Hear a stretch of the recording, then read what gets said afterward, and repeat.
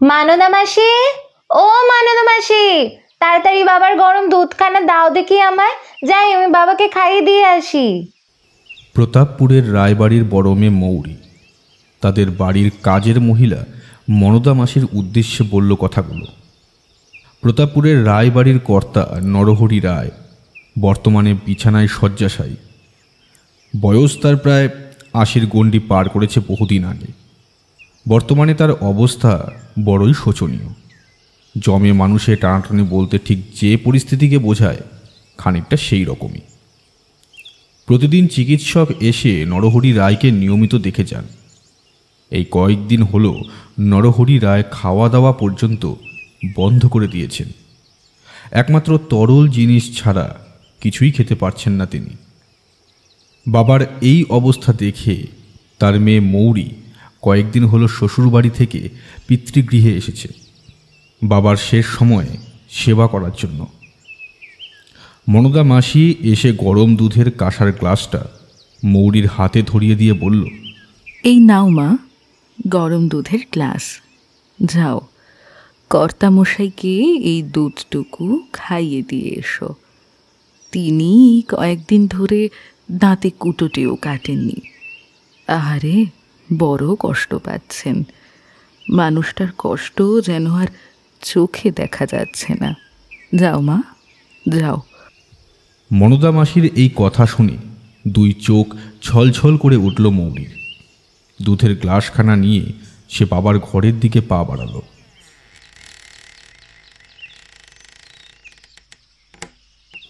ঘরের ভেজানো দরজা খুলে অন্দরে প্রবেশ করতেই বুকটা ছ্যাঁত করে উঠল মৌরীর। বিছানার মধ্যে তার বাবা নরহরি রায় কেমন যেন অস্বাভাবিকভাবে চিত হয়ে মুখ হাঁ করে ওপরের দিকে তাকিয়ে শুয়ে রয়েছে। মৌরী একরকমের দৌড়ে ঢুকে এলো ঘরে। বাবা, ও বাবা, বাবা, বাবা, বাবা, তুমি তুমি এরকম ভাবে শুয়ে রয়েছো কেন? কি বাবা, তুমি তুমি সাড়া দিচ্ছ না কেন গো? বাবা, বাবা, ও বাবা, বাবা। মৌরী নরহরি রায়ের গায়ে হাত দিতেই ওর হাত থেকে খসে পড়ল দুধের গ্লাসখানা। নরহরি রায়ের গা বরফের থেকেও ভীষণ কনকনে ঠান্ডা। হাউমাউ করে কাঁদতে কাঁদতে মৌরী নিজের হাতের আঙ্গুল নিয়ে গেল বাবার নাকের কাছে। আর তাতেই সে বুঝল তার বাবা আর নিঃশ্বাস নিচ্ছে না। বুকের হৃৎস্পন্দন থেমে গিয়েছে চিরকালের মতো। মৃত বাবার বুকে মাথা গুজে অসহায়ভাবে পাগলের মতো কাঁদতে শুরু করল মৌরী। মৌরীর কান্না শুনে মনদা মাসি সহ পরিবারের অন্যান্য সকলে উপস্থিত হলো সেই ঘরে। গোটা প্রতাপপুরের মধ্যে ছড়িয়ে পড়ল রায়বাড়ির বড় কর্তা নরহরি রায়ের মৃত্যু সংবাদ। গোটা গ্রামের মানুষেরা একে একে অন্তিমবারের মতো দেখতে এলো তাদের কর্তামশাইকে। পরিবারের সমস্ত মানুষজন, আত্মীয় স্বজন, বন্ধু বান্ধব, পরিচিত মহলের ব্যক্তিরা এসে উপস্থিত হতে হতেই বিকেল হয়ে গেল। রোদের তেজ কিছুটা কমে এলে প্রতাপপুরের বৃদ্ধ অতুল প্রসাদ ভট্টাচার্য মশাই বললেন, এমনিতেই বেশ অনেকটা সময় হয়ে গেল। মৃতদেহ একভাবে পড়ে রয়েছে। এদিকে সন্ধ্যার অন্ধকার ঘনিয়ে আসতে চলেছে। তাই আমার মতে বলে আর এই মৃতদেহ এভাবে রাখা কিন্তু ঠিক হচ্ছে না। এবার এই মৃতদেহের সৎকার করাটা একান্ত প্রয়োজন। মৃতদেহের সৎকার না হলে আত্মা মুক্তি পাবে কিভাবে? অতুল প্রসাদ ভট্টাচার্য প্রতাপপুর গ্রামের একজন স্বনামধন্য ব্যক্তি। সমগ্র প্রতাপপুরের ৮ থেকে ৮০ প্রায় ছোট বড় প্রতিটা মানুষই তাকে যথেষ্ট সম্মান করে। আশেপাশের সমগ্র তল্লাট এবং ৫ গাঁয়ের মানুষ এক নামে চেনে তাকে। অতুল প্রসাদ ভট্টাচার্য অনেক তন্ত্রমন্ত্রও জানেন। বহু জায়গা থেকে বিভিন্ন বার ডাক আসে নানা জটিল সমস্যার সমাধানে। কারোর মেয়েকে ভূতে পেয়েছে, কারোর বউ জলে ডুবে মারা যাওয়ার পর তার অতৃপ্ত আত্মা উপদ্রব করতে শুরু করেছে, কোনো অজপাড়া গায়ে আচমকা নিশির উপদ্রব ঘটেছে প্রভৃতি নানান রকমের আধি ভৌতিক বিষয় সমাধান করতে তার জুড়ি মেলা ভার। অতুল প্রসাদ ভট্টাচার্যের মাথা ভরা ঝাঁকড়া কুচকানো চুল, বয়সের কারণে সেই চুলের বেশিরভাগ অংশই বর্তমানে ধবধবে সাদা হয়ে গিয়েছে। ফর্সা গায়ের রং, কপালে সব সময় থাকে লাল টকটকে সিঁদুরের তিলক, বড় বড় চোখ, তবে চোখের দৃষ্টি একেবারেই কঠিন নয়, শান্ত এবং স্নিগ্ধ। গলায় তার রুদ্রাক্ষের মালা, পরনে ঘরোয়া পাঞ্জাবি এবং মলিন ধুতি। অতুল প্রসাদ ভট্টাচার্যের নির্দেশ শুনে গ্রামের বেশ কিছু মানুষ এবার একসাথে সমবেত কণ্ঠে বলে উঠল, হ্যাঁ হ্যাঁ, ভট্টাচার্য মশাই একেবারে সঠিক কথা বলেছেন। আর এইভাবে রায়কর্তা মশাইয়ের প্রাণহীন দেহ আটকে রেখে লাভ কি? তাছাড়াও মাঝে অনেকটা সময় কেটে গেছে। এরপর মৃতদেহ সৎকারের উদ্দেশ্যে যাত্রা না করলে বড় বেশি বিলম্ব হয়ে যাবে। ফুল দিয়ে সাজানো চৌদোলার ওপর শোয়ানো নরহরি রায়ের মৃতদেহ এবার গ্রামের মানুষেরা কাঁধে তুলে নেবার জন্য এগিয়ে গেল। মৌরি বাবাকে শেষবারের মতন জড়িয়ে ধরে কাঁদতে কাঁদতে বলল,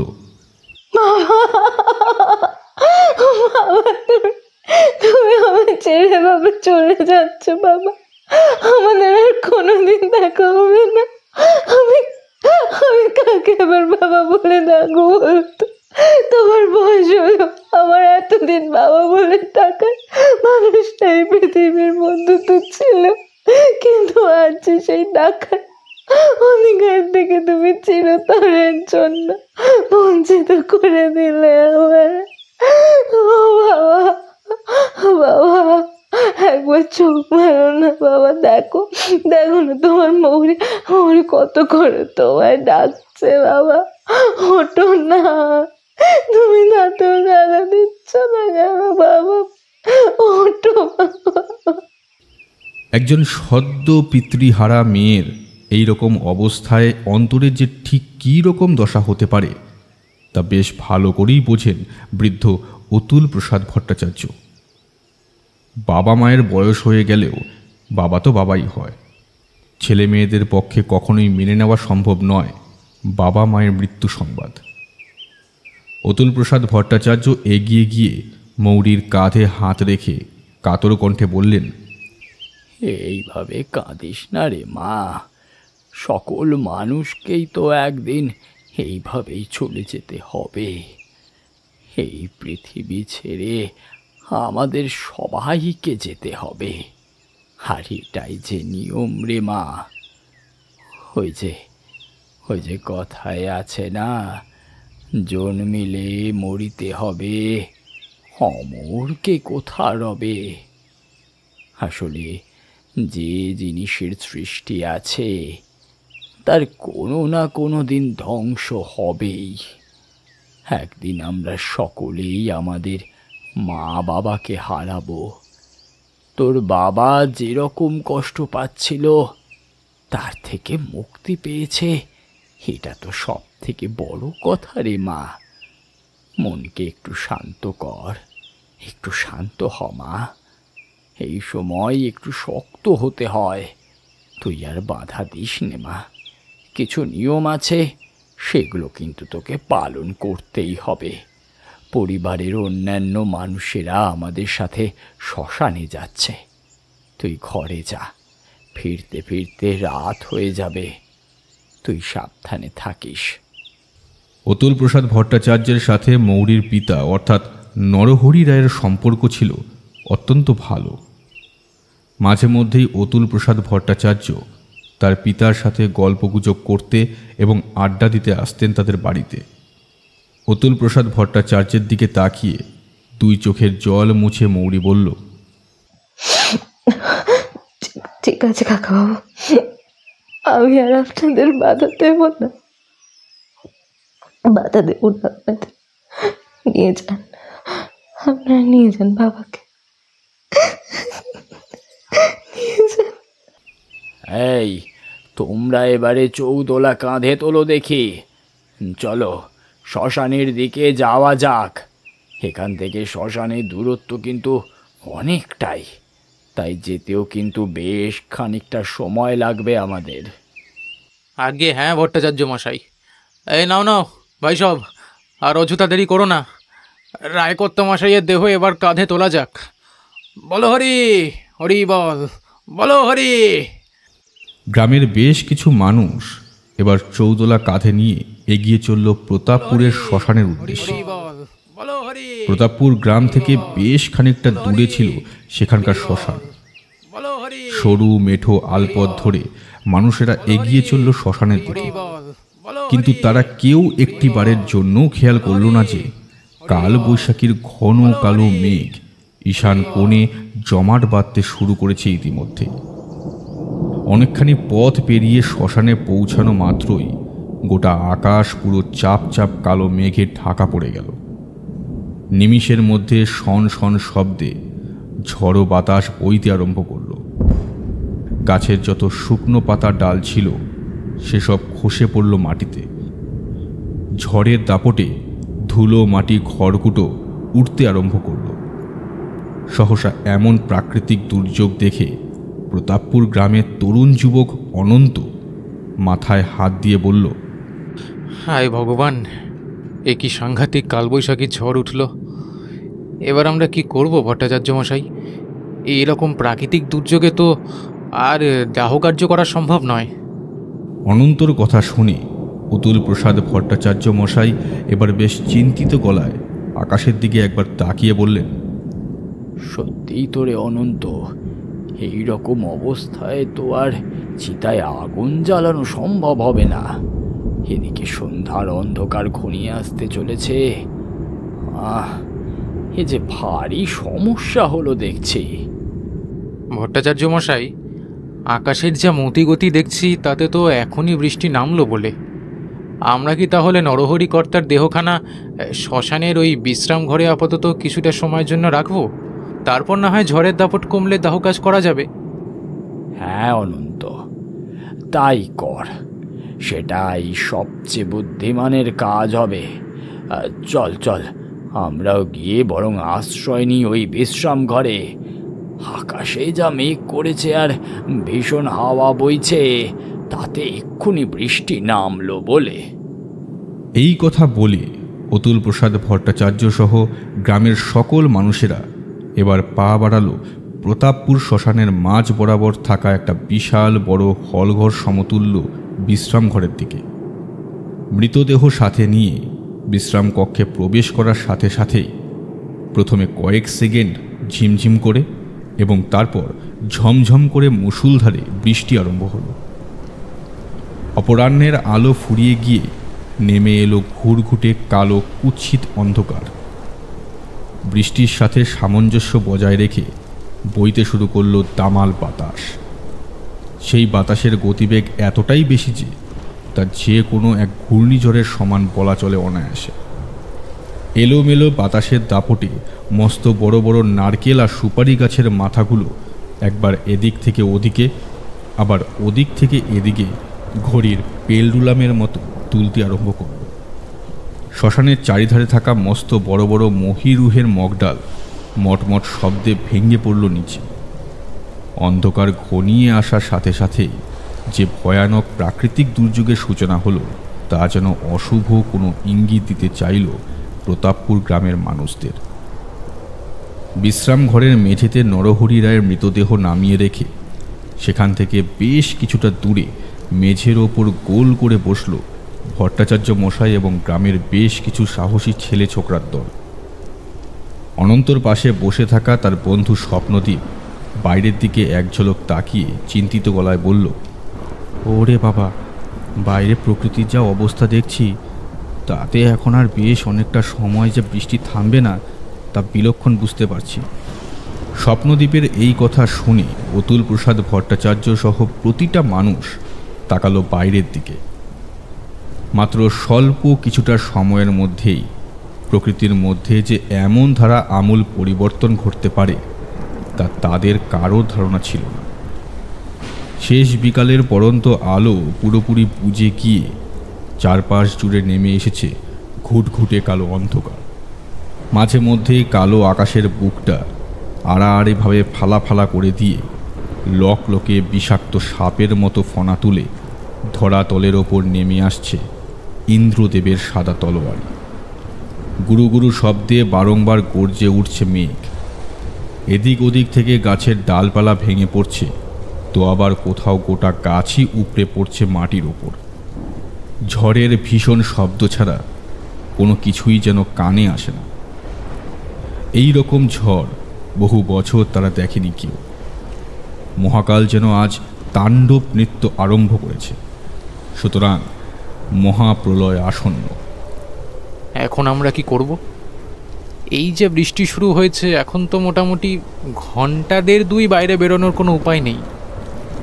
অনন্তর কথা শুনে তার পাশে বসে থাকা বন্ধু স্বপ্নদীপ এবার অতুল প্রসাদ ভট্টাচার্যের দিকে তাকিয়ে খানিকটা অনুরোধ করে বলল, আচ্ছা ভট্টাচার্য মশাই, এই সময় আপনি আপনার অতীত জীবনে ঘটা কোনো এক কাহিনী আমাদের শোনান না, যা শুনে আমরা রোমাঞ্চিত হব, আমাদের মধ্যে লোমহর্ষক ভাব ছড়িয়ে পড়বে, হৃদয়ের গোপন কুঠুরিতে ভয়ের শিরশিরে অনুভূতি পুনরায় মাথাচাড়া দিয়ে উঠবে। আরে বাহ ভাই স্বপনদীপ, এইটা তো তুমি খুব একটা ভুল প্রস্তাব দাওনি। সত্যি ভট্টাচার্য মশাইয়ের মুখ থেকে তার জীবনের যে সমস্ত বাস্তব অভিজ্ঞতা ঘটেছে সেসবের মধ্যে থেকে একখানা শোনার জন্য হলো একেবারে উপযুক্ত পরিবেশে। ভট্টাচার্য মশাই, আমাদের সকলের অনুরোধ, আপনি দয়া করে একখানি ঘটনার কথা আমাদের বলুন। অনন্ত কথাগুলো বলে অতুল প্রসাদ ভট্টাচার্যের দিকে তাকিয়ে বুঝতে পারল যে সেই সমস্ত কথার কোনো কিছুই যেন ভট্টাচার্য মশাইয়ের কান অবধি গিয়ে পৌঁছায়নি।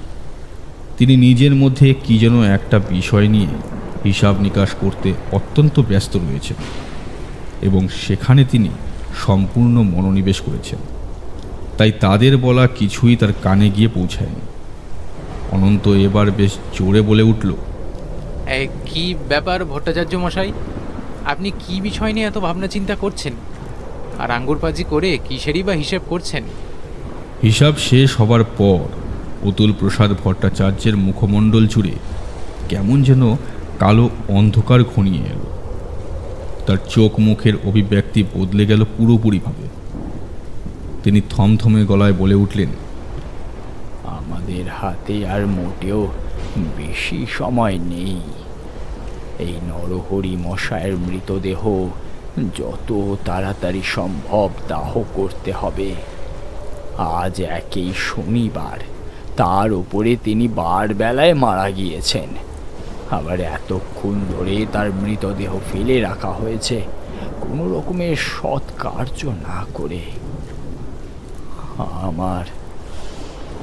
আমার বুকের মধ্যে একটা ভয়ের আশঙ্কা বাসা বাঁধছে ক্রমশ। একবার আজ থেকে বহু বছর আগে আমার যা ভীষণ অভিজ্ঞতা হয়েছিল তা আমি জীবনে কোনোদিন ভুলতে পারবো না। গ্রামের সকল ছেলে বুড়োর দল ভট্টাচার্য মশাইয়ের এই কথা শুনে উত্তেজিত চাপা গলায় জিজ্ঞেস করল, তা কি অভিজ্ঞতা হয়েছিল আপনার ভট্টাচার্য মশাই? এখন তো আমাদের কোনো কিছুই করার নেই। আপনি বরং এই সময় সেই ঘটনার কথা বলুন, আমরা তা শুনতে চাই। তোমরা শুনবে? কেউ ভয় পাবে না তো? না না ভট্টাচার্য মশাই, আপনি বলুন, আমরা তা শুনব। বেশ কিছুটা সময় পুরোপুরি চুপ থেকে অতুল প্রসাদ ভট্টাচার্য নিজের মনে মনে গুছিয়ে নিলেন সবটা। একটা মোক্ষম ঘটনার কথা শোনার জন্য প্রতাপপুর গ্রামের মানুষেরা বেশ জড়সড় হয়ে বসল। বাইরে অবিশ্রান্ত ধারায় ক্রমাগত বর্ষণ হয়েই চলেছে। বৃষ্টি থামার বিন্দুমাত্র কোনো লক্ষণই নেই। মাঝে মধ্যেই ঠান্ডা বাতাস দস্যি ছেলের মতো দাপাদাপি করতে করতে বিশ্রাম ঘরের ভেতর ঢুকে এসে ঝাঁপিয়ে পড়ছে তাদের ওপর।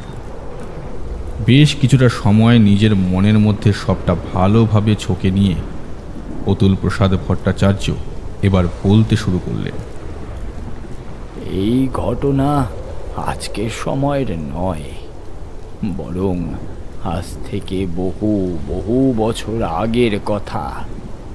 আমার বয়স তখন কতই বার হবে, 20-22 বা তারও কম। সেইবার আমি বীভৎস ঘটনার মুখোমুখি হয়েছিলাম।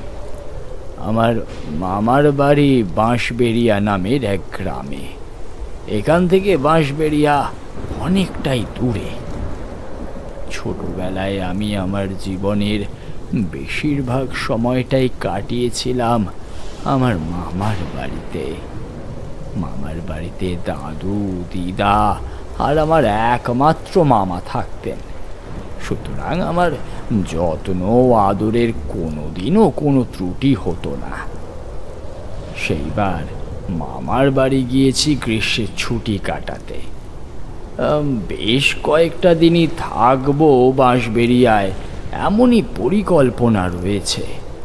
তা সবে মাত্র 2-3টে দিন কাটিয়েছি, ঠিক এমন সময় ঘটল সেই মহা অঘটন। আমি, দিদা আর মামা বসে বসে বাইরের দাওয়ায় গল্প করছি। সন্ধ্যাবেলা তখন। দাদু ঘরের ভেতর শুয়ে ঘুমিয়ে পড়েছেন, কারণ তার সন্ধ্যা থেকে ঘুমানোর একটু স্বভাব ছিল। তখনকার দিনে গ্রামগঞ্জের মানুষেরা তাড়াতাড়ি ঘুমিয়ে পড়ত। এখনকার মতো সে যুগে ছিল না বিদ্যুৎ।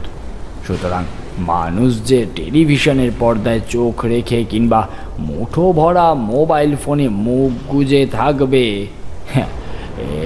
সেই সময় এমন উপায় নেই। তাই অফুরন্ত সময়ে সকাল সকাল খাওয়া দাওয়া সেরে পাড়া গ্রামের মানুষেরা একটু তাড়াতাড়ি ঘুমিয়ে পড়বে। এর আরও একটা কারণ রয়েছে। তখনকার দিনে গ্রাম অঞ্চলের মানুষেরা খুব ভোর ভোর বা বলতে পারো শেষ রাত থাকাকালীন ঘুম থেকে উঠে পড়ত তাদের নানান কাজকর্মের জন্যই। এই কারণে সকাল সকাল শুয়ে পড়ত আর ভোর ভোর তারা উঠে পড়ত। সে যাই হোক না কেন, আমরা তিনজনে মিলে বাইরে গল্প গুজব করছিলাম। ঠিক এমন সময় দাদুর ঘর থেকে কেমন যেন একটা গোঙানি মতো আওয়াজ আমাদের কানে এলো।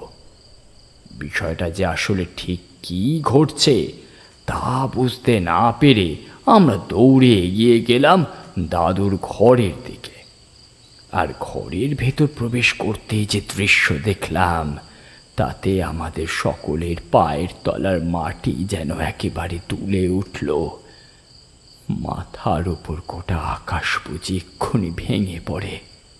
কেন ভট্টাচার্য মশাই, কি এমন দৃশ্য দেখলেন আপনারা সেই ঘরের ভেতরে প্রবেশ করে, যার কারণে আপনাদের ওরকম অবস্থা হলো? অতুল প্রসাদ ভট্টাচার্যের কথা শেষ হতে না হতেই প্রশ্নখানা করল অনন্ত।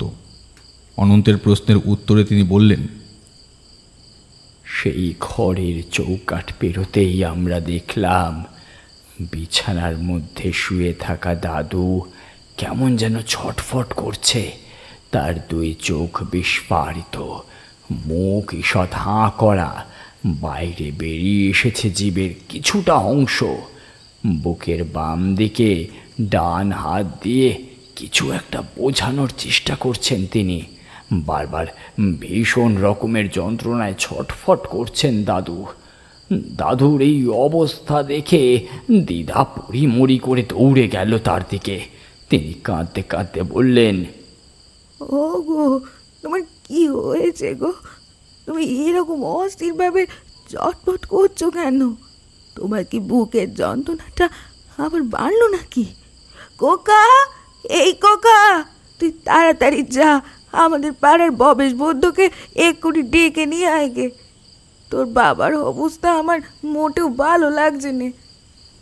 দিদার কথা শুনে মামা এবার ঊর্ধ্বশ্বাসে দৌড়ে গেল পাড়ার বৈদ্য মশাইকে ডেকে আনার জন্য।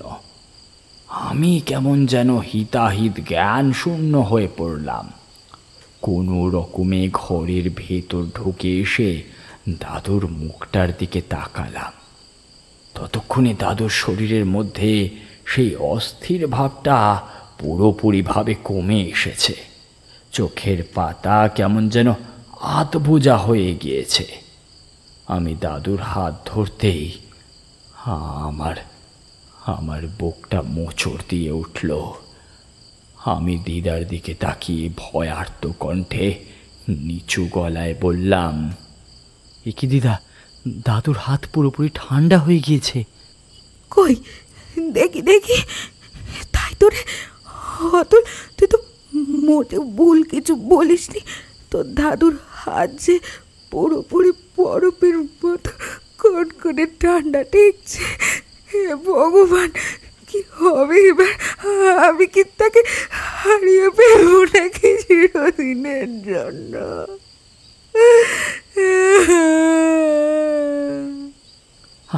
দিদা, তুমি এভাবে বলো না।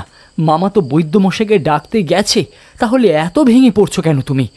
এখন আমি দাদুর হাত পা ঘষছি, তুমি বরং একটু জল খাওয়ানোর চেষ্টা করো। সেই সেই বরং ভালো, সেই ভালো। তখন আমি ছোট ছিলাম, তাই জন্য বুঝতে পারিনি যে দাদু ততক্ষণে মারা গিয়েছেন। বেশ কিছুটা সময় পর বৈদ্যমশাইকে সাথে নিয়ে মামা ফিরে এলো বাড়িতে। বৈদ্যমশাই ঘরের ভেতর প্রবেশ করে দাদুর চোখের পাতা উল্টে দেখে, মুখ হাঁ করে জিভ দেখে এবং নাড়ি টিপে মাথা নত করে জানালেন যে দাদু আর বেঁচে নেই, তিনি পরপারে যাত্রী হয়েছেন।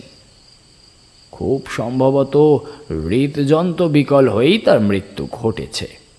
সেই কারণেই তিনি মরণের সময় ওইভাবে বুকের বাম দিক চেপে ধরে যন্ত্রণায় ছটফট করছিলেন। বৈদ্যমশাইয়ের এই কথা শুনে দিদা ভীষণ ভেঙে পড়লেন। তিনি পাগলের মতন মাথা ঠুকে কাঁদতে আরম্ভ করলেন। মামার চোখের কোণা থেকে ফোঁটা ফোঁটা জল গড়িয়ে পড়ল। আমি কেবলমাত্র ঠায় দাঁড়িয়ে রইলাম এবং অপলক দৃষ্টিতে তাকিয়ে থাকলাম দাদুর সেই স্পন্দনহীন মৃত মুখটার দিকে। আমার হাতে আর কিছুই করার নেই। ইনি মারা গিয়েছেন, আর মৃত মানুষকে সারিয়ে তোলা আমার কেন, এ জগতে কারুরই নেই। আপনারা তাই শেষ কার্যের ব্যবস্থা করুন। এই সকল কথা বলে বৈদ্যমশাই এবার চলে গেলেন। দাদুর মৃত্যুর সংবাদ শুনে কান্নায় ভেঙে পড়ল দিদা। সিদ্ধান্ত নেওয়া হলো যে সেই রাতটা দাদুর মৃতদেহ ঘরে রেখে দেওয়া হবে। পরদিন সকালে সমস্ত আত্মীয় স্বজন পরিচিত মানুষেরা এলে তারপর না হয় দাদুর শেষকৃত্য করা হবে। যেমন ভাবনা ঠিক তেমনই কাজ। পরের দিন সকাল হলে সমস্ত আত্মীয় স্বজন এক এক করে আসতে আরম্ভ করল। মৃতদেহ যখন শ্মশানের উদ্দেশ্যে নিয়ে যাওয়া হলো তখন বেলা বেশ অনেকখানি হয়েছে। কি যেন একটা মনে হতে আমি দাদুর প্রাণহীন মরদেহের কাছে খানিকটা এগিয়ে গেলাম। কেমন যেন নিষ্পলকভাবে তাকিয়ে রইলাম দাদুর সেই ফ্যাকাশে হয়ে যাওয়ার নিথর মুখটার দিকে। আমার মনে হলো দাদুর ঠোঁটের কোণে কেমন যেন একটা বাঁকা হাসি জন্ম নিয়েছে।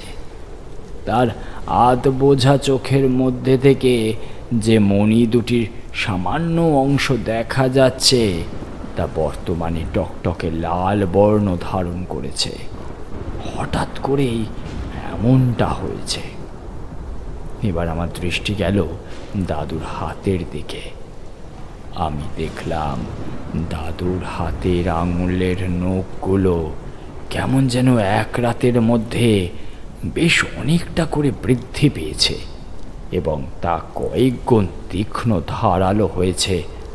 এ সমস্ত ব্যাপারে আর বেশি মাথা না ঘামিয়ে আমি এবার সব যাত্রীদের সাথে হাঁটতে শুরু করলাম। বাঁশবেড়িয়া শ্মশান ছিল সেখানকার স্থানীয় কালিন্দী নদীর তীরে।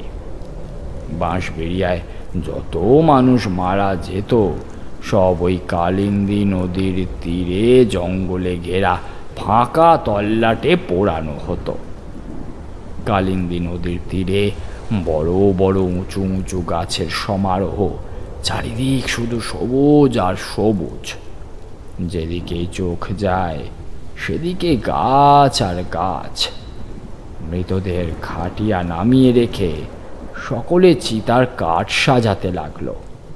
কেউ মাটির কলসি করে নদী থেকে জল আনতে গেল, কেউ আবার দশকর্মার জিনিসপত্র আনতে বাজারে ছুটল। সমস্ত কিছুর আয়োজন করার পর চিতা প্রস্তুত করা হলে বামুন ঠাকুরের সঙ্গে মামাকে নিয়ে আমরা খাটিয়ার কাছে এসে দাঁড়াতেই পুরোপুরি অবাক হয়ে গেলাম। আমাদের মুখ বিস্ময় রীতিমতো হাঁ হয়ে গেল, কারণ আমরা দেখলাম খাটিয়ার মধ্যে আমার দাদুর মৃত শরীরটা আর সেখানে নেই। খাটিয়া পুরোপুরি ফাঁকা। বামুন ঠাকুরের হাত থেকে জলের ঘটি পড়ে গেল। থরথর করে কাঁপতে কাঁপতে তিনি বললেন, এ তো মহা অশুভ লক্ষণ।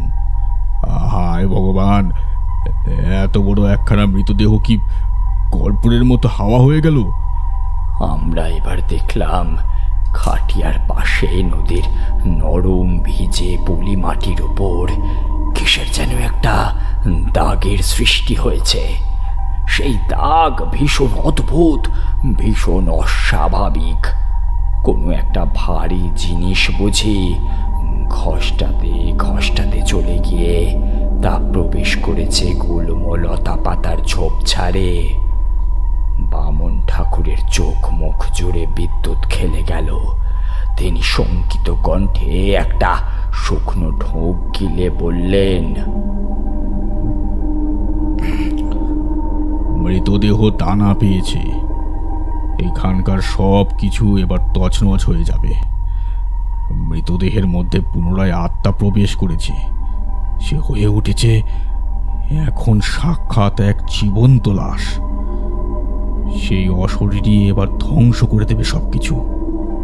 বামুন ঠাকুরের এই কথা শুনে সেখানে উপস্থিত প্রতিটা মানুষের হাত পা যেন সেঁধিয়ে গেল পেটের ভেতর।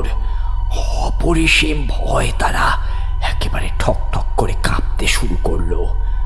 অনেক জায়গায় খোঁজাখুঁজি করার পরেও আমরা কেউ আর দাদুর মৃতদেহটা খুঁজে পেলাম না।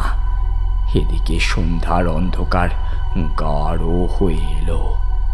চারিদিকের প্রকৃতি ও পরিবেশ নিস্তব্ধতায় পরিপূর্ণ হয়ে গেল দেখে অগত্যা কালিন্দী নদীর শীতল জলে স্নান সেরে আমরা ফিরে এলাম যে যার বাড়িতে। কিন্তু আমার মাথায় ঘুরপাক খাচ্ছিল বামুন ঠাকুরের বলা ওই কথাগুলো। বুকের মধ্যে কিরকম যেন একটা অদ্ভুত অস্বস্তি হচ্ছিল, কারণ আমি নিজের চোখে দেখেছি দাদুর মৃতদেহের মধ্যে অনেক বদল এসেছিল।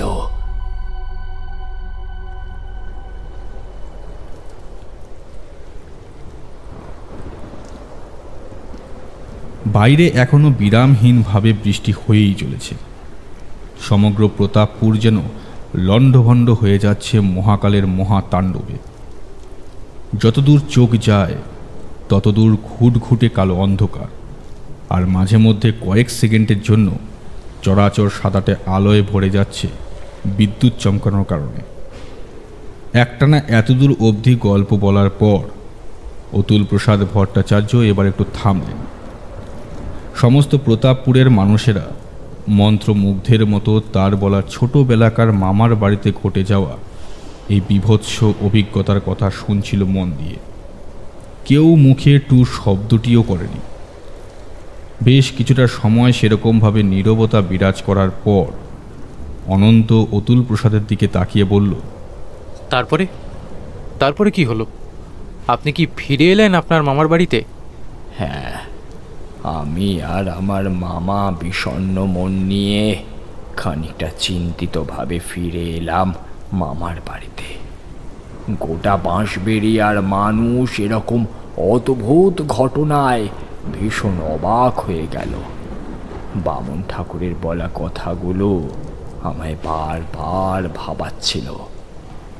রাতে আর কিছুই খাওয়া দাওয়া করতে পারলাম না। খানিকটা জল খেয়ে শুয়ে পড়লাম। রাত্রি তখন বেশ গভীর হয়েছে। হঠাৎ করে দিদার চিৎকার চেঁচামেচি শুনে ঘুম ভাঙতেই থতমত খেয়ে বিছানা থেকে লাফ দিয়ে দৌড়ে বাইরে বেরিয়ে এসে দেখলাম দিদা মাটির মধ্যে বসে ঠক ঠক করে কাঁপছে আর পাগলের মতো চিৎকার করছে। আমি দিদার দিকে এগিয়ে গিয়ে তাকে জড়িয়ে ধরে খানিকটা নাড়া দিয়ে বললাম, এ কি দিদা, কি হয়েছে তোমার? তুমি এত রাতে বাইরে বেরিয়েছো কেন? আর তোমার চোখ মুখেরই ভাই কি দশা হয়েছে? আরে কি দেখে এত ভয় পেয়ে গেছো তুমি? আমার প্রশ্নের উত্তরে দিদা আমায় কিছু বলতেই যাচ্ছিল, কিন্তু তার গলা পুরোপুরি শুকিয়ে কাঠ হয়ে যাওয়ার জন্য কোনো কথাই মুখ থেকে বের হলো না। আমি তাড়াতাড়ি এক ঘটি জল এনে তা বাড়িয়ে দিলাম দিদার দিকে।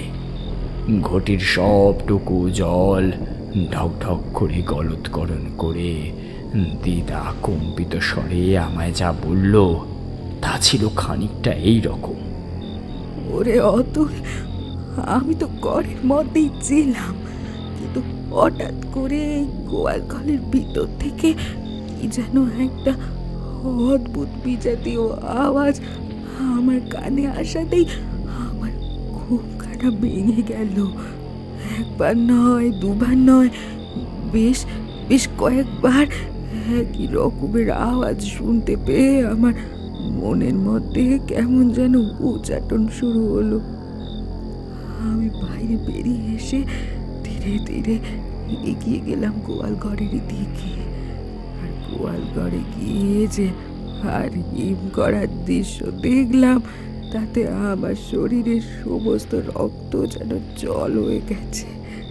বুকের বাম দিকটা হাঁপড়ের মতো ওঠানামা করতে শুরু করেছে আমার। কেন দিদা, কি এমন দৃশ্য দেখলে তুমি গোয়াল ঘরের ভেতরে, যার জন্য তোমার এই রকম অবস্থা হলো? গোয়াল ঘরের ভেতরে ঢুকে দেখলাম গরুগুলো কেমন যেন চটপট করছে, কিন্তু এর থেকে বেশি কিছু আমার আর তখন নজরে পড়েনি। আমি ঘাবড়ে গিয়ে এবং কোনো কিছু বুঝতে না পেরে আরো কিছুটা এগিয়ে যেতেই এবার যা দেখলাম তাতে আমার পায়ের তলার মাটি তুলে উঠল। আমি দেখলাম গোয়াল ঘরের এক কোণে একটা বাছুরের ঘাড় কামড়ে ধরে কি একটা কালো মতো কিসের যেন একটা অবয়ব, তার দুই চোখের আগুনের মতো লাল দৃষ্টি পুরোপুরি নিবদ্ধ আমার দিকেই। আমি চিৎকার করতে গিয়ে বুঝতে পারলাম যে আমার গলা দিয়ে কোনো আওয়াজ বেরোচ্ছে না। এরপর অন্ধকারে আমার চোখটা শুয়ে গেলে আমি দেখলাম তোদের দাদু গোয়াল ঘরের কোণে বসে ছোট্ট বাছুরের ঘাড় নিজের লম্বা লম্বা তীক্ষ্ণ দাঁত দিয়ে চেপে ধরেছে প্রবল আক্রোশে। ততক্ষণে অবশ্য ওই বাছুরটা মারা গিয়েছে। ওই ভয়াবহ দৃশ্য থেকে আমি আর নিজেকে সামলাতে পারিনি। কোনো রকমে দিয়ে সমস্ত শক্তি একত্রিত করে পরীক্ষি পরিমাণে ছুটে এসেছি এখানে। দিদার বলা এই কথা শুনে আমি পুরোপুরি অবাক হয়ে গেলাম। যেই মানুষটা মারা গিয়েছে, প্রায় গোটা একটা দিন হয়ে গেল যাকে আমরা নিজেরা কাঁধে তুলে শ্মশানে নিয়ে গিয়েছি, সে জীবন্ত হয়ে বাড়ি ফিরে এসেছে। এ কথা শুনলে ভয় পাওয়াটাই খুব স্বাভাবিক। আমি দিদার দিকে তাকিয়ে জিজ্ঞাসা করলাম, এসব তুমি কি বলছো দিদা? দাদু তো মারা গিয়েছেন, তাহলে সে বাড়ি ফিরে আসবে কিভাবে? দিদা আমার এই কথা শুনে নিজের দুই চোখ গোল গোল করে বলল, তোর দাদু ফিরে এসেছে রে অতুল, ফিরে এসেছে, নিশ্চয়ই ফিরে এসেছে। আমি নিজের চোখে তাকে দেখেছি, তবে স্বামী হিসাবে যে মানুষটাকে আমি চিনতাম এ যেন সে নয়। কেবলমাত্র তোর দাদুর শরীরটা রয়েছে, আর তার শরীরের মধ্যে প্রবেশ করেছে ভয়ানক কোনো অপশক্তি। তোরা বিশ্বাস কর আমার কথা। আমি এতটুকু ভুল বলছি না, কিংবা বিন্দুমাত্র বলতে কি পর্যন্ত নেই। বয়স হলেও চোখে জ্যোতি দিব্যই রয়েছে আমার। আমি পরিষ্কার দেখেছি তোর দাদুকে। তবে ওই যে বললাম, সে যেন আর তোদের দাদু নয়, বরং তোর দাদুর শরীরে প্রবেশ করেছে অন্য কেউ। কি ভীষণ ভয়ানক দেখতে রে তাকে, কি ভয়ানক! গোটা শরীরের মাংস পচে গলে ফুলে উঠেছে, চোখের কোটর থেকে বেরিয়ে এসেছে মণি, মাথার চুল উঠে টাক পড়ে গিয়েছে, মুখ গহ্বর থেকে বেরিয়ে এসেছে অসংখ্য অগণিত দন্তরাশি। সব মিলিয়ে সে এক নারকীয় চেহারা। সেই চেহারার বর্ণনা করা বড়ই কঠিন। দিদার কথা শেষ হতেই মামা এবার বলে উঠল, চল তো অতুল, বিষয়টা আমাদের একবার নিজের চোখে দেখতে হবে। চল আমরা একবার গোয়াল ঘরে গিয়ে দেখি বিষয়টা। না না না, তোদের যাবার কোনো দরকার নেই ওখানে, তোরা একেবারে যাস নে। তুই কেন বুঝতে পারছিস নে খোকা যে তোর বাবা আর মোটেও কোনো সাধারণ মানুষ নেই? আমাদের গ্রামের বামুন ঠাকুর একেবারে সঠিক কথা বলেছিলেন। সত্যি তিনি দানা পেয়েছেন, অর্থাৎ তার মৃতদেহের মধ্যে পুনরায় আত্মা প্রবেশ করেছে। হে ঈশ্বর, কি হবে এবার? এই সমস্যা থেকে মুক্তির পথই বাকি। আজ তিনি গরু ছাগল শিকার করে নিজের রক্ত পিপাসা মেটাচ্ছেন, কিন্তু কাল যদি মানুষ শিকার করতে আরম্ভ করেন, মানুষের রক্তের স্বাদ একবার পেলে তিনি তখন কেবলমাত্র মানুষদেরকেই নিজের শিকারে পরিণত করতে চাইবেন, শুধু মানুষই চাইবেন। তখন কি হবে? গোটা গ্রামের মানুষের কাছে আমরা তো অপরাধী হয়ে যাব। হে ভগবান, ও ভগবান, এই কুসংস্কার থেকে উদ্ধারের পথ দেখাও ঠাকুর, দেখাও। মা, তুমি এখনই এত কিছু চিন্তা করো না তো। তোমার শরীরের জন্য চিন্তা করা বড়ই ক্ষতিকারক। আমরা তো আছি নাকি, কোনো না কোনো একটা ব্যবস্থা ঠিকই করব।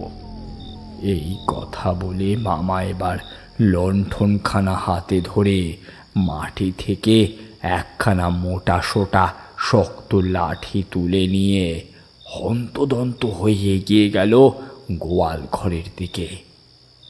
তাকে সেই স্থানে একলা যেতে দেওয়া উচিত হবে না বুঝে আমিও তার পিছু নিলাম। গোয়াল ঘরে এসে আমরা দেখলাম সত্যিই গরুগুলো যেন ভীষণ ভয় পেয়ে রয়েছে।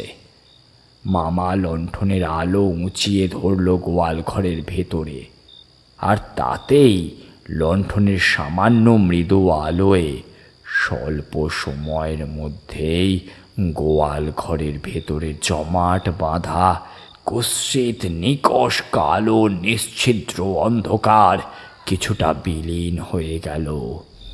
গোয়াল ঘরের ভেতর আমরা দুজন প্রবেশ করে দেখলাম সেখানে আর কেউ কোথাও নেই। তবে গোয়াল ঘরের এক কোণে পড়ে রয়েছে বেশ অনেকটা তরতাজা টাটকা রক্ত। যে রক্ত দেখে আমরা বুঝলাম দিদা যা বলেছেন তা অক্ষরে অক্ষরে সত্যি। দাদুর অতৃপ্ত প্রেত শরীর প্রথম শিকার হিসাবে বেছে নিয়েছিল নিজের ঘরের গোশালার এই ছোট্ট বাছুরটাকে। বাছুরের ঘাড় মোটকে তাকে মেরে ফেলে সে নিজের শিকার নিয়ে চলে গেছে বাইরে। না জানি এরপর কার কি বিপদ ঘটে। গোয়াল ঘর থেকে বেরিয়ে এসে আমরা ঘরের ভেতর প্রবেশ করে সদরের দরজাখানা ভালো করে বন্ধ করে দিলাম। ভয়ে আমার বুক কেঁপে উঠল, হাত পা যেন পুরোপুরি ঠান্ডা হয়ে গেল। তোমরা বুঝতে পারছো এরকম পরিস্থিতিতে সময় কাটানো আসলে ঠিক কী পরিমাণ কঠিন। মনের মধ্যে হাজারো দুশ্চিন্তা নিয়ে সেই রাতটা সম্পূর্ণ বিনিদ্র অবস্থায় আমি কাটিয়ে দিলাম। একবারের জন্য এতটুকু ঘুমাতে পারলাম না আমরা। পরের দিন সকালবেলা গোটা প্রতাপপুরের মধ্যে কোনো জায়গায় কিছু চাঞ্চল্যকর ঘটনা নিয়ে আলোচনা হলো না দেখে আমি বুঝতে পারলাম যে গত রাতে দাদু আর তাহলে কারো বাড়িতে কোনো উপদ্রব করেনি। খানিকটা স্বস্তির নিঃশ্বাস নিলাম বহুক্ষণ বাদে।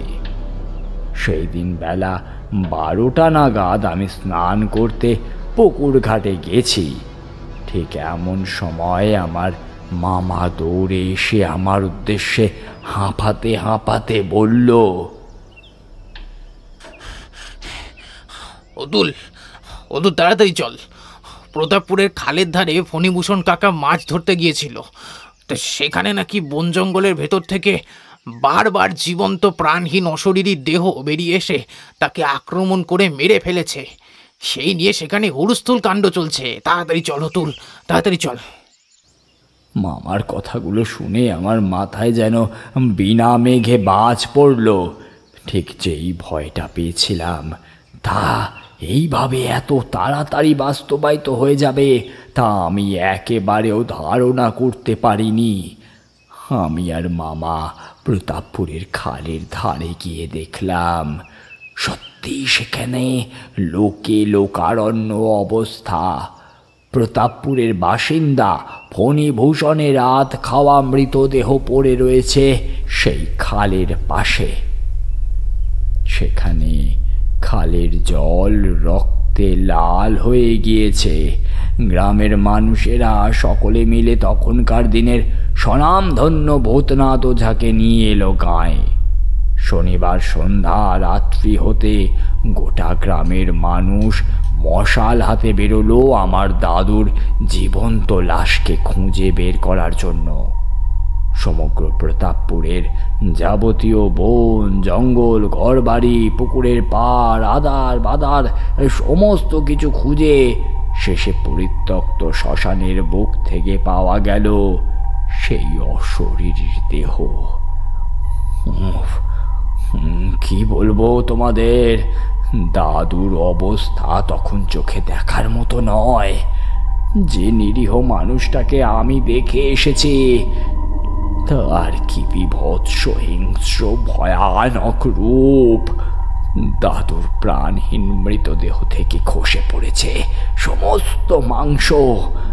দেহের ভেতর থেকে বেরিয়ে এসেছে রক্ত পুঁজ দেহরস। চোখের মনি গলে পুঁজে বাইরে বেরিয়ে এসেছে। মুখের মধ্যে বিদ্যমান অসংখ্য অগণিত ধারালো দাঁত। ভূতনাথ ওঝা শ্মশানের একখানা চেলা কাঠ তুলে নিয়ে বিড় করে মন্ত্র পড়তে পড়তে এগিয়ে গেল তার দিকে। তারপর সেই চেলা কাঠ দিয়ে দাদুর জীবন্ত লাশের গায়ে প্রহার করতেই মাটির ওপর লুটিয়ে পড়ল অশরীরী দেহ। ভূতনাথ ওঝার নির্দেশে দ্রুত চিতা প্রস্তুত করে দাদুর সেই প্রাণহীন দেহ চিতায় তুলে অগ্নিসংযোগ করা হলো। এইভাবেই সেবার বাঁশবেড়িয়ার মানুষ মুক্তি পেয়েছিল এক ভয়াবহ অশুভ অশরীরী প্রেতের হাত থেকে। আমি সারা জীবনে কখনো এই ঘটনার কথা ভুলে যেতে পারবো না। সেই জন্যই বলছি, নরহরি রায় মশাইয়ের দেহখানা বেশিক্ষণ ফেলে রাখা উচিত হবে না। এমনিতেই অনেকটা সময় পেরিয়ে গেছে। তার উপরে শনিবার বারবেলায় তিনি মারা গেছেন। এই সমস্ত লক্ষণ মোটেও শুভ লক্ষণ নয়। এই কথা বলে গল্প পাঠ থামালেন অতুল প্রসাদ ভট্টাচার্য। ঘুটঘুটে অন্ধকার রাতে শ্মশানের মধ্যে এক বিশাল বড় বিশ্রাম ঘরে বসে এরকম হাড় হিম করা ভৌতিক কাহিনী শুনে গায়ের বেশিরভাগ মানুষেরই হাত পা ভয়ে অসাড় হয়ে গেছে ততক্ষণে। অতুল প্রসাদ ভট্টাচার্য বাইরের দিকে তাকিয়ে দেখলেন বৃষ্টি এখন থেমে গিয়েছে, ঝড়ের গতিবেগও কমে গিয়েছে অনেকটাই। তিনি এবার সকলের উদ্দেশ্যে নির্দেশ দিলেন, নাও নাও, আর অযথা দেরি করে লাভ নেই। বাইরে প্রাকৃতিক দুর্যোগ অনেকখানি কমে গিয়েছে। চলো চলো, এবার বরং দাহ কার্য শুরু করা যাক। ভট্টাচার্য মশাইয়ের নির্দেশ অনুযায়ী গায়ের সকল মানুষজন এবার উঠে গিয়ে এগিয়ে এলো নরহরি মশাইয়ের মৃতদেহ যেখানে শায়িত ছিল সেখানে। কিন্তু সকলে সেই স্থানে এসে দেখল যে চৌদোলা বর্তমানে পুরোপুরি ফাঁকা, সেখানে আর মৃতদেহ নেই। এই অস্বাভাবিক দৃশ্য দেখে বিশ্রামঘরে উপস্থিত বেশিরভাগ মানুষেরই চোখ ও মুখ জুড়ে যেন বিদ্যুৎ তরঙ্গ বয়ে গেল। এই মাত্র কিছুক্ষণ আগেই ভট্টাচার্য মশাই তাদের এই রকমই এক সত্য ঘটনার কথা শুনিয়েছেন। তাহলে কি প্রতাপপুরের নরহরি রায়ের মৃতদেহের মধ্যেও পুনরায় আত্মা প্রবেশ করল? তার মৃতদেহ কি তবে দানা পেল নাকি?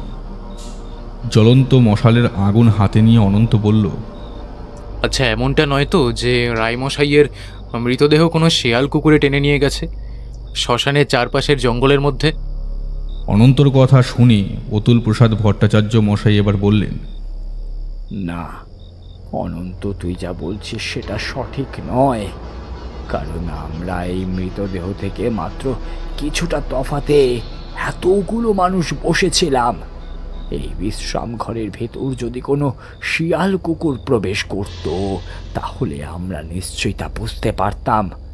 আর কোনো একটি শিয়াল কুকুরের পক্ষে আস্ত এক মানুষের মৃতদেহ টেনে নিয়ে যাওয়া কখনোই সম্ভব নয়।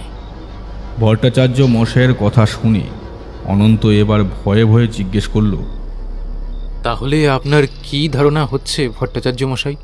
ছোটবেলায় আপনি আপনার মামার বাড়িতে বাঁশবেড়িয়া গ্রামে গিয়ে যে বীভৎস ঘটনা প্রত্যক্ষ করেছিলেন, আমাদের গায়েও কি সেই একই ঘটনা ঘটেছে? অর্থাৎ প্রতাপপুরের নরহরি রায়ের প্রাণহীন মৃতদেহের মধ্যে আবার আত্মা প্রবেশ করেছে? দেখ অনন্ত, আমি কোনো মিথ্যে কথা বলবো না। তুই যা বলছিস আমার কিন্তু সেই রকমটাই ধারণা হচ্ছে। আমার মনে হচ্ছে নরহরি মশায়ের মৃতদেহের মধ্যে পুনরায় আত্মা প্রবেশ করেছে এবং তিনি এখন এক বিভৎস অশুভ অশরীরী প্রেতে পরিণত হয়েছেন। আমি নরহরি রায়ের মৃতদেহের মধ্যে কিছু পরিবর্তন লক্ষ্য করেছিলাম এবং সেই কারণেই বারবার এত তাড়াতাড়ি করছিলাম যে ওই মরদেহ যত তাড়াতাড়ি সম্ভব যেন চিতায় তোলা হয়ে যায়। কিন্তু প্রকৃতি আমাদের সাথে ছলনা করলো, তাই বাধ্য হয়ে এইভাবে বিশ্রাম ঘরে হাত পা গুটিয়ে বসে থাকতে হলো আমাদের। তোমরা আর হাঁ করে দাঁড়িয়ে থেকো না, সকলে মশাল জ্বালো, তাড়াতাড়ি চলো। নরহরি রায়ের দেহ এখনো বেশি দূর পৌঁছাতে পারিনি। মনে রেখো, সে এখন বাস্তবে এক কাঁচা মাংস ভক্ষণকারী ভয়ানক প্রেতে পরিণত হয়েছে। তাকে কিছুতেই ছাড়লে চলবে না। সে হয়তো এখনো বেশি দূর পালাতে পারেনি। আমাদের আশপাশটা ভালো করে একবার খুঁজে দেখতে হবে। এবার প্রতাপপুর গ্রামের বহু মানুষজন বা বলা ভালো সকল শবযাত্রী দল জ্বলন্ত মশাল জেলে সমগ্র শ্মশানের চারিধার গজিয়ে ওঠা গুল্ম লতাপাতার ঝোপঝাড় ও বন জঙ্গলে খুঁজে দেখতে লাগল। বেশ অনেকটা সময় খোঁজাখুঁজির পর অবশেষে উদ্ধার করা গেল নরহরি রায়ের প্রাণহীন জীবন্ত মৃতদেহ।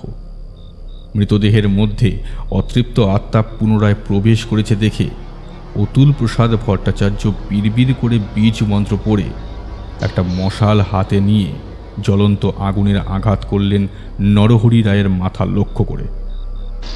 আঘাত করা মাত্রই ধরাশায়ী হয়ে পড়ে গেল সেই দেহ। দ্রুত হাতে চিতা প্রস্তুত করে নরহরি রায়ের অশরীরী আত্মা পাওয়া দেহ দাহকার্য শুরু হলো। অনন্ত স্বপ্নদ্বীপের মতো প্রতিটা প্রতাপপুরের মানুষদের এক ভয়ানক অভিজ্ঞতা হলো। অতুল প্রসাদ ভট্টাচার্য মশাই থমথমে মুখে নিরস গলায় বললেন, বুঝলে, আমাদের এই পৃথিবীর মধ্যে অনেক সময় এমন অনেক ঘটনা ঘটে যেগুলো আমাদের পক্ষে মেনে নেওয়া বড়ই কঠিন। নিজের চোখে না দেখলে হয়তো কোনোদিন বিশ্বাসও করা যায় না, কিন্তু সে সমস্ত ঘটনার কোনো ব্যাখ্যা হয় না, থাকলেও তাদের অস্তিত্ব সত্যি থাকে। আমাদের এই জগৎ ভীষণ রহস্যময়, কত কিছুই এখনো আমাদের অজানা থেকে গেছে, যা ব্যাখ্যা দিয়ে বোঝানো কোনোভাবেই সম্ভব নয়। কিছু কিছু বিষয় চিরকাল এরকম ব্যাখ্যাতীত হয়ে থেকে যায়।